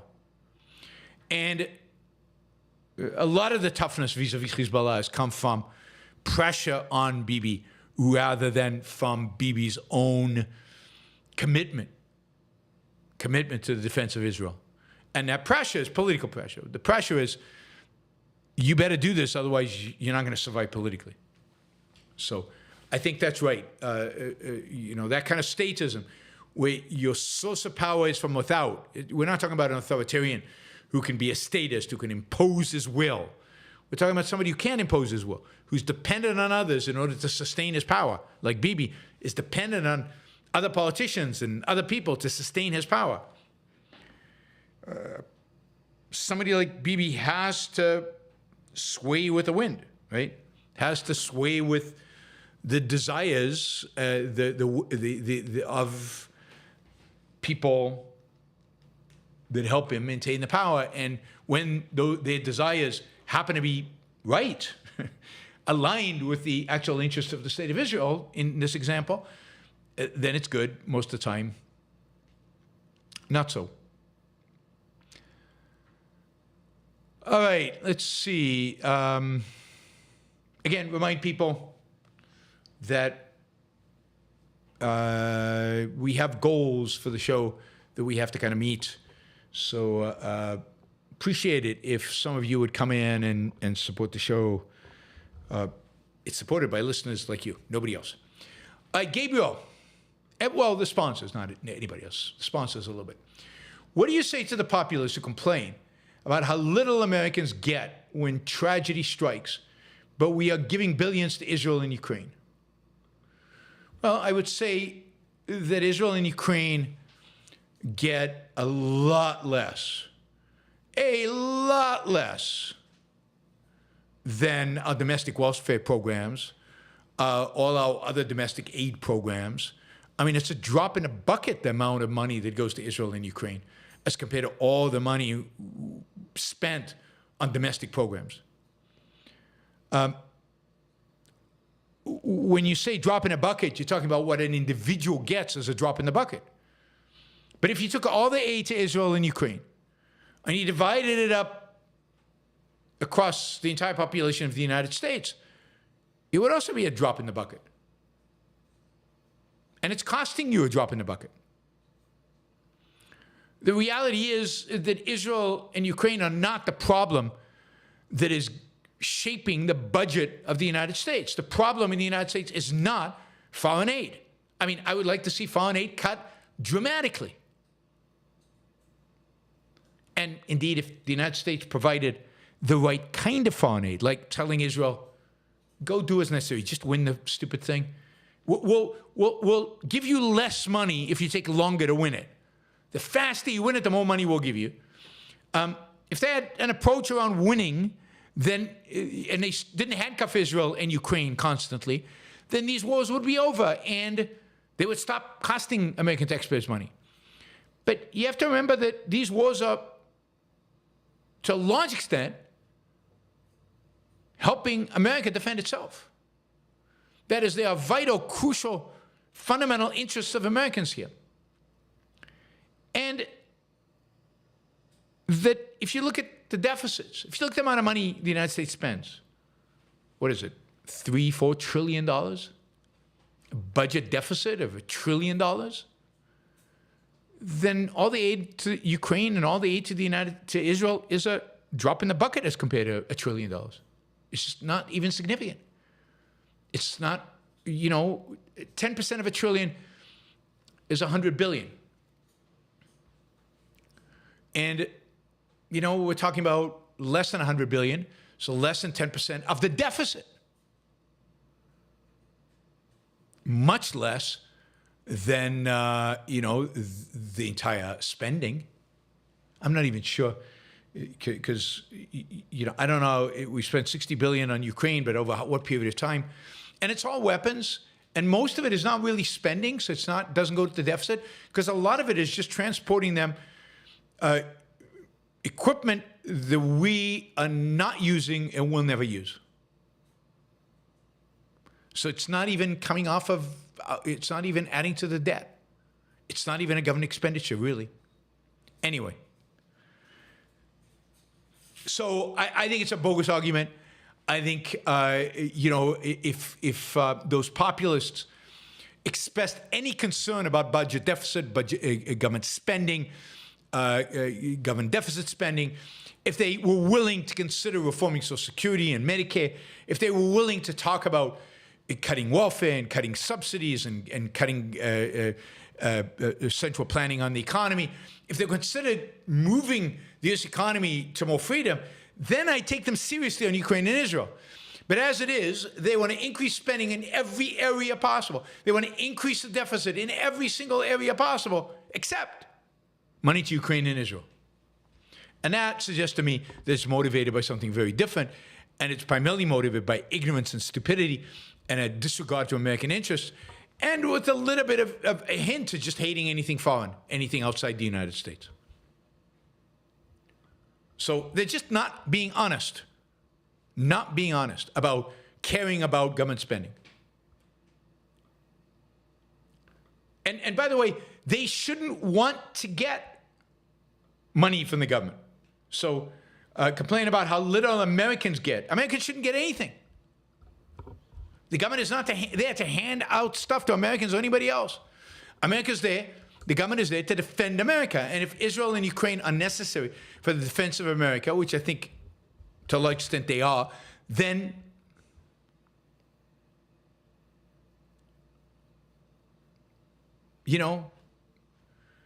but it's not there to provide relief from hurricanes and welfare and Social Security and medicine and all this other stuff to Americans. It's not there. It's not the purpose of government. And when populists understand that, then they'll start whining about Social Security and Medicare, which is where the real problem is, not aid to Ukraine and Israel. Michael says, what is so wholesome about flyover country, middle America? I find it very lifeless and depressing. LA and New York City is where all the life is. Yeah, I'm not excited about flyover country either. It's not, I would never want to live there. It's not interesting. But look, different people have different priorities in life. It's certainly peaceful, and it's, some people love farming and some people like the lack of excitement. But it's not where, where the world has changed. It's not where production happens, unless you're in one of the cities in flyover country. Cities are where civilization advances. It's not where great art is created. It's not where great products are built. It's not where the future is made. It is for a certain type of lifestyle, and there's nothing wrong with that lifestyle, but it's the adoration of that lifestyle and the romanticization of that lifestyle, which is, I think, completely and utterly corrupt. Utterly corrupt. J-Lord. I read Bapp's Bronze Age Mindset. It was funny, but it was a grab bag. Also, have you read Robert E. Howard's Conan the Barbarian short stories? They're very anti-monarchy, feudalism, and aristocracy. I read part of Bapp's Bronze Age Mindset. I found it primarily stupid and ridiculous and uninteresting. I don't like the language. I just don't like the way he writes. I didn't like anything about it, so I didn't finish it. I've got it on my Kindle, I think. So I never finished it. But yeah, it's just a grab bag of, I think, emotionalistic, emotionalistic, reactionary, I don't know, diatribes, spewing. It's not a reasoned argument, but then he rejects. I don't think he's a reasoning person. He rejects reason. So it's an appeal to a certain primitivism, and it's an adoration of that primitivism. I find the whole thing just stupid and offensive. Stupid and offensive. What was the other one? I haven't read Conan the Barbarian short stories. No. I'm glad they're anti-monarchical feudalism and aristocracy. I saw the Schwarzenegger movie. Okay, I like it. It's kind of fun, but it's not super interesting. Tom, is it correct to refer to 15th century sculpture, such as Donatello, or 17th century painting, such as Vermeer, as romantic? It is troubling to me when some people describe any art form, any era they like, as romantic. No, I mean, I don't think it's right to describe certainly Donatello as romantic. I don't think it is. It's not even clear. I mean, Rand writes about romanticism. She has a clear definition of romanticism. It's not clear that her definition of romanticism applies outside of literature. It's not obvious that she intended it to be applied to painting, and it clearly wouldn't apply to painting she liked, like Vermeer. So it's not clear that it applies to other forms of art, that particular definition. Romanticism in art, primarily as it's used in the culture, relates to a particular period. It relates to a period. Now, there's a style involved. You can certainly tell the difference in painting between, what's his name, David, the French painter, the neoclassical painter, and Delacroix, the early 19th century French painter. And you can see that one is part of a kind of romantic movement as defined historically, and that has to do with breaking kind of the rules that the neoclassics placed on how to paint and how to sculpt, and also elevating emotion. There's no question these paintings are more emotional, and Rand suggested that emotionality, not emotionalism, is reflective of value seeking and reflective of free will. But that's clearer in literature than it is in sculpture or painting. So you can tell the style of romantics in music, the style of romantic in painting, the style of romantic in sculpture, the style of romantics in literature. It's a style, and it's you can't apply that to the Renaissance. I mean, there's a sense in which you can say Michelangelo's David is a romantic sculpture, right? Free will, the determination. But I don't think that's the right way to think about it. You can just describe what the sculpture represents. You don't have to give it that label. Rand called herself a romantic realist, and that is a genre. But that's very much literature. I think she also used that term to describe Cappelletti's painting. So you really have to think it through, but it's wrong. And I don't think you're actually understanding sculpture and painting. You can say there are romantic elements in a 17th century painting or in a 15th century sculpture, but it's not a romantic painting. It's not a romantic sculpture. That's not historically what's driving it. Anyway, so I think you're right, Thomas, and I think we need to separate between an aesthetic evaluation and how we describe a piece, and with a school of thought, or it would be like, I'm trying to think what would be the equivalent. Yeah, I mean, Greek philosophers are Greek philosophers. The philosophers from Greek from a particular period in time. If you're philosophizing Greece in the 17th century, you don't count as the Greek philosophers, as the classics, right? Even if you write in their style, even if some of your ideas are the same, it's different. You're something else. Maybe you're neo-Greek or neo-ancient or whatever they call them, right? And so you can't look backwards. Now, again, you can analyze a piece from the Renaissance and say it has elements that the Romantics in the 19th century resurrect or bring back or bring to the forefront or something like that. But it, in and of itself, it's confusing to say as a Romantic sculpture or Romantic painting.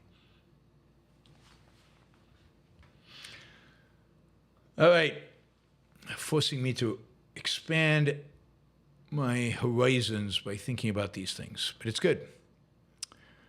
Andrew says, I think you're wrong on this, Yaron. I don't think so. And I think Ayn Rand is right, is right on this.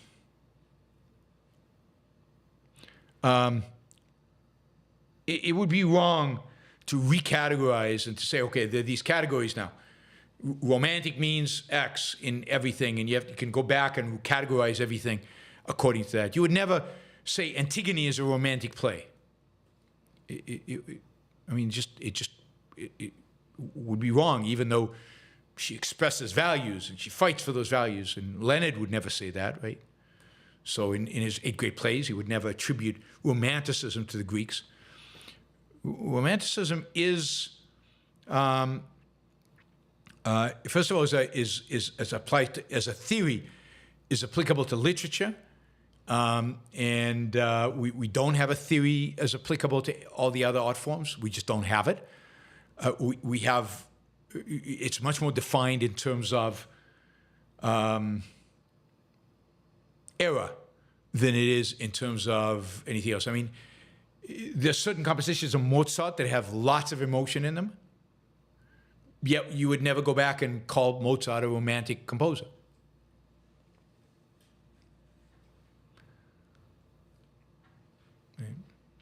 So, yeah, a lot of work would need to go into defining, in the way Rand defines romanticism in literature, to defining what romanticism means and all these other things. And I think ultimately, to come up with a universal concept that would apply across time, you might have to abandon the term romanticism. You might have to come up with a different term. All right. Yeah, let's not get bogged down into a discussion of music as much as Thomas would like that. I mean, historians can't decide what is romantic and what isn't. As Thomas points out, some people categorize Mozart as romantic, others don't. Some people categorize Beethoven as romantic, others don't. Some people categorize early Beethoven as classic and late Beethoven as romantic. Others don't. There's no yet objective theory that helps you make those characterizations. Whereas Ayn Rand does give us a theory with regard to literature. All right, Harper Campbell. Via iTunes, I've listened to all episodes of Yaron Brook's show finally. Caught up and keeping up. Next is catching up on New Idea Live, and then on Leonard Peikoff's show, so much high-quality objectivist content. Yeah, I mean, God, sounds like a full-time job. That's a lot of content.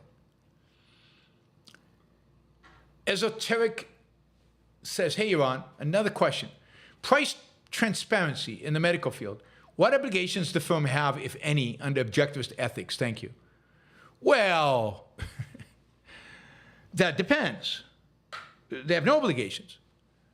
But when it comes to in a free market, they would have to provide price transparency, otherwise they would go out of business. That is, the lack of price transparency is 100% a consequence of the statist healthcare system we have in the United States. And the way we've organized our healthcare, the way the state has organized the welfare. But in a capitalist system, in a free market system, I mean, what obligation does Walmart have to provide price transparency? Well, none, unless it wants to stay in business. And the same as in the medical field. Nobody would be able to survive in the medical field without price transparency in a free market. But today, the way the industry is structured, because of regulations, controls, Medicaid, third-party insurance, the way it is regulated, makes it so that having price transparency is a competitive disadvantage, not an advantage. And that would never happen in a free market. So it's the state, the government, the regulators that are preventing price transparency in the marketplace today. Mary Eileen, what do you think of Richie Torres, the Democratic congressman from the South Bronx, who is a strong supporter of Israel? I heard Barry Weiss interview him and liked him a lot. Yeah, I mean, there are a number of Democrats, what's his name, the senator from Pennsylvania, who are excellent on Israel and really articulate and really forceful and uncompromising, and it's great. There are a few Republicans, but not new Republicans, not young Republicans. The young Republicans tend to be anti-Israel, right, in terms of Republican politicians. But on the left, there's still people who, are strong on this issue. Again, I haven't heard the Richie Torres interview, but I really like the, I forget the guy's name, the Pennsylvania, not the governor of Pennsylvania, the senator from Pennsylvania, who doesn't like the governor of Pennsylvania, the senator of Pennsylvania, who's not even Jewish. And the guy who had the stroke and beat the Trump-backed candidate in Pennsylvania in spite of having a stroke. Fetterman is very good in Israel. Ajax the Proud. Hello, Yaron. I've been a viewer for a year and a half, and this was the first time I could catch you live. Wow. If Vance was the presidential nominee, would he have an easier time winning over Trump?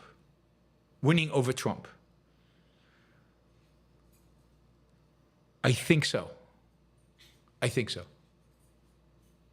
I mean, he's not the ideal candidate because I think he still alienates a lot of people.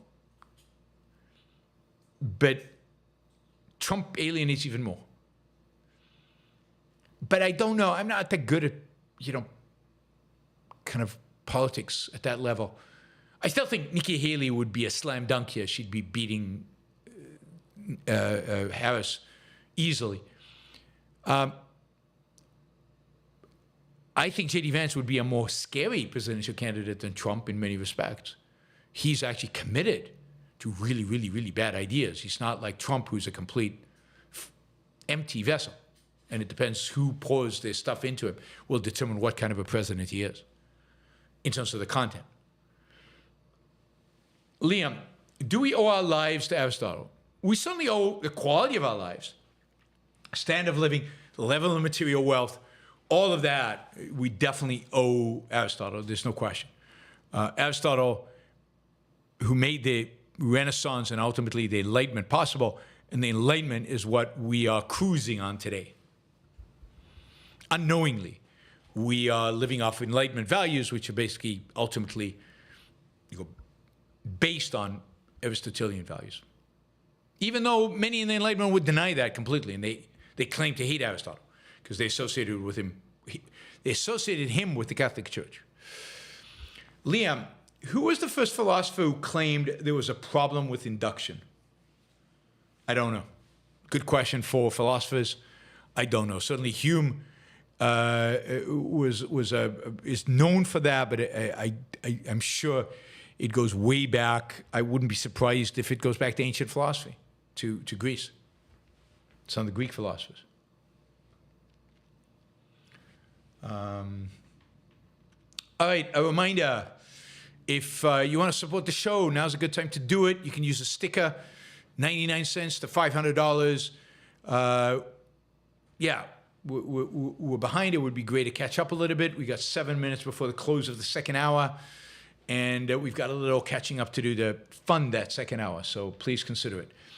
Is John Mearsheimer an anti-Semite? The stuff he's been saying about Israel is pretty disgusting, and he's not some nobody. He's a professor at a prestigious university. You know, I don't know if he's an anti-Semite. He's pretty bad on, I mean, he was awful, not pretty bad. He was awful on Russia versus Ukraine, and just a bad academic, but I think in the pocket of Putin. Why he's so anti-Israel probably comes from the same philosophical views that make him pro-Russia. So does that make him automatically anti-Semite? Not necessarily, but he might be. I just don't know. He is awful on foreign policy. He is a world-leading expert on foreign policy, on which he is horrible, terrible, awful. And to the extent that Republicans listen to him, and many of them do, yeah, it is real disaster, real disaster. I don't know that what drives his attitude towards Israel is anti-Semitism. It could be a number of other things. Again, he's, as I said, he's terrible on Israel, on Ukraine. James says, do you prefer a South African accent to an Australian or British accent? No, I mean, my favorite is a British accent, like a snobbish Oxford accent. That is just, it comes across so intellectual, like when you hear Douglas Murray speak. I mean, is there a more beautiful language than English spoken by Douglas Murray? I mean, it's just beautiful. So I a South African accent resonates with me because I grew up with it, but I prefer that strong English, sophisticated, Oxford-educated Douglas Murray accent. Both Vance and Waltz seem much smarter than their running mates. I think that's right. I think it's primarily Vance. I'm not sure Waltz is that smart. He's kind of a smart, he reminds me of Bernie Sanders. He's kind of a flaky, hippie, got some smarts, but generally flaky. Whereas Vance is serious. Vance is dedicated, and he's really, really smart. Off the chart smart, no question. I think he's of the four, he's by far the smartest.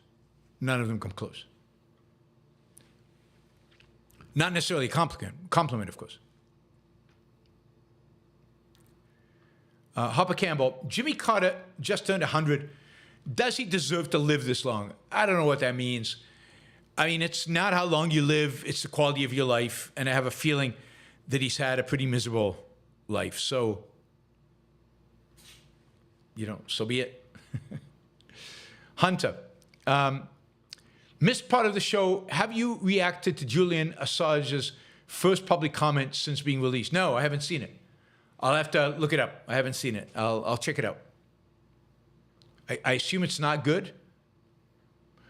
I mean, I wouldn't be surprised if it was like something denouncing Israel or something, or bemoaning the loss of what's his name? Nasrallah. Maybe he doesn't mention those people. Nasrallah.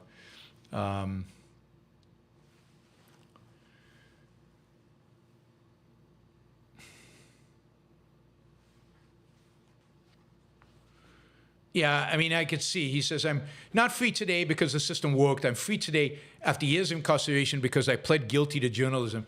What a bastard. I mean, what he pled guilty to is stealing information from corporations, from individuals, placing people's lives at risk, not caring one iota about people's lives, about people's property.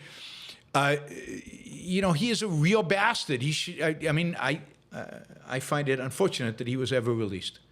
But he's a bad guy. But I'll check out the rest of his statement. But just that gives an indication that he knows nothing, understands nothing, learned nothing. Lach, this is his third super chat ever. Thank you. Really, really appreciate the support. Long-time listener from Melbourne. All right, another Australian. We'll see you at the conference in Brisbane. Excellent. To thank you in person for the immense value you have given me the last 5 years. But here's something in the meantime. Thank you. Can't wait to meet you and everybody else. Yes, I'm really excited about this conference in Australia. I know I have quite a few listeners in Australia, and I hope most of them, if not all of them, show up and we can hang out. And again, if you can't afford the conference, please apply for a scholarship. Make an effort. I think you'll enjoy it. I think we'll have fun there. Shazbat says, when I think back on all the crap I learned in high school, it's a wonder I can think it all. One of the great songs, one of the great compositions of popular music by Paul Simon, Kodachrome. I would sing you that line, but I'm not gonna insult you by doing that. One of my favorites. And that's a great line and very, very applicable to almost everybody alive today. Certainly everybody alive today under a certain age who studied in American schools. When I think back on all the crap I learned in high school, it's a wonder I can think it all. And many of them can't. They just can't. Thank you, Shazbot. Neo, please start using your YouTube description area or the first pinned comment to post your sources, articles you read. I'd like to read them at work. God, you guys just want to add work for me. There's no easy way to do that. Because I read a lot and I just know a lot, and some of the stuff I cover here is based on particular articles I read. Some of it's general knowledge, some of it's just a hint. But I'll try to do that with substantive articles. Substantive articles that I'm reading, I will try to post, like significant stuff. All right, I'll make an effort, Neil, make an effort. J-Lord, I love Renaissance art, but the Medicis took one of the few republics in Europe. Florence was a proto-capitalist city, and they turned it into just another feudal fiefdom. I think that's probably true. If it wasn't the Medicis, it would have been somebody else. Those republics, Venice had a thriving republic for a while until they self-destructed. Florence was going to self-destruct, whether it's the Medicis or somebody else. And the Medicis was incredibly corrupt popes and did horrible things. I think they were part of the Inquisition. But anyway, not good. They weren't good, but they did, and the popes as well, fund some of the greatest works of art in human history, and I am willing to forgive them all the rest, not that it matters that I forgive them or not, because of that. So,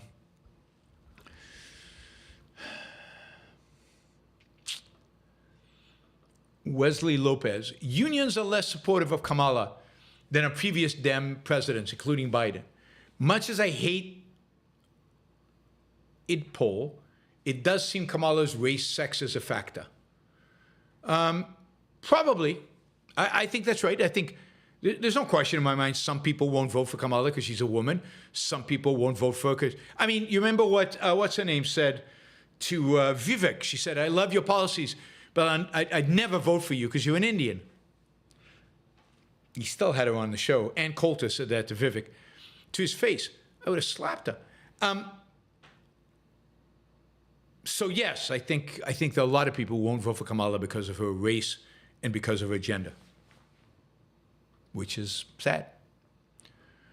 Andrew says, are you saying you don't think romantic art could be produced today? I'm saying that you'd have to produce romantic literature, you could. You've got now, in a sense, a blueprint of what romantic literature is. And that blueprint did not exist before the 19th century. There just wasn't any romantic literature that fit that blueprint. But Ayn Rand has given now a theory and an understanding of what that is. In other art forms, you could mimic what they did in the 19th century, and you could say it's romantic, but it wouldn't really be there is no theory, there is no understanding of what makes it romantic, what makes that painting romantic. So until we have a theory, you know, what you're producing today is 20th century whatever. But to be romantic in the philosophical sense, in the aesthetic sense, not in the historical sense, we need to have an understanding what that means. And then, and only then, could we say, yeah, that's a romantic piece of work. But we don't have a theory for that. Rand does not provide us with a theory of what, an aesthetic theory of what romantic painting or what romantic sculpture is. She provides us with a theory of what romantic literature is, and she provides us some indication of what painting, good painting, the standards of aesthetics with regard to painting. So, for example, you know, she defines painting in terms of color. In terms of color. And applying that to romanticism. And you need work. Work needs to be done. Once you define it, you can produce romantic art today, or you can identify art that's produced today as romantic. But you first need the theory, and we don't have it.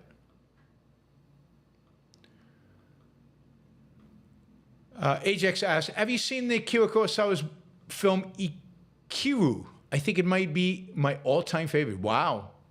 I don't think I've seen that one. I've seen a lot of Akira Kurosawa's movies, but I don't think I've seen Ikiru. I'll have to make a note of this one.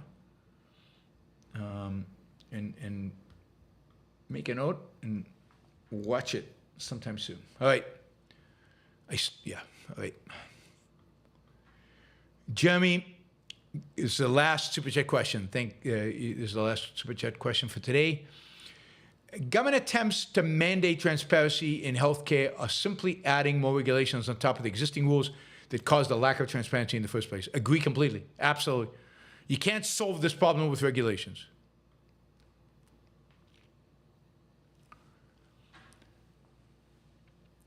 Andrew says, but don't you think David implies free will a cornerstone of romanticism? Yes, but it's not clear that, I think it implies free will, but I don't think we have an understanding of what constitutes romanticism in sculpture and what constitutes implying free will in sculpture.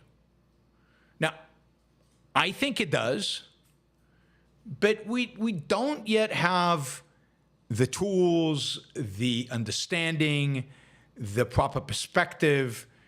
I mean, the philosophy of aesthetic tools to be able to say, these are the things that make a sculpture romantic in the sense of reflecting free will. I mean, there's certain sculptures that seem to do that. There's movement, for example. Is the fact that a sculpture exhibits movement, does that reflect free will? You could make an argument that maybe yes, but not necessarily, because again, you know, sculpture's not as explicit. Anyway, it needs work. Needs work. And I would never call David a romantic sculpture, though I'd say it has elements of what we think of in terms of romantic. Right? Proto says romantic should show movement, motion, emotion. But David has no movement. He's static. So I'm not sure it has to show motion, emotion. You know, you've got, there's this beautiful sculpture of Spartacus, who's just broken his chains, but he's not moving. He's standing firm. Clearly, there's an element of free will there, right? He broke his chains. He's achieved freedom. But it doesn't show the chains broken. It's clearly what do you call it? David, he's chosen to be there. He's facing his fears. He's facing the enemy. So I don't think you can take this principle of motion and make it a universal truth. Is every sculpture that Bernini did, all of them show motion. Are they all romantic? No, I don't think they are romantic. So again, I don't think we have. I don't think we have the vocabulary. I don't think we have the tools. I don't think we put in the thought philosophically to be able to make those statements about sculpture and painting. All right. Thank you, guys. Really appreciate it. Thanks for all the support. Thanks to all the super chatters. Tomorrow, probably back to more normal time, 2 or 3 p.m. East Coast time. I know I didn't do a show yesterday, so I will make it up by doing a show on the weekend, either on Saturday or on Sunday. I'm not sure yet, but I will make it up. I will see you guys all tomorrow with the news and any other commentary we have. See you then. Bye, everybody. Have a great rest of your week.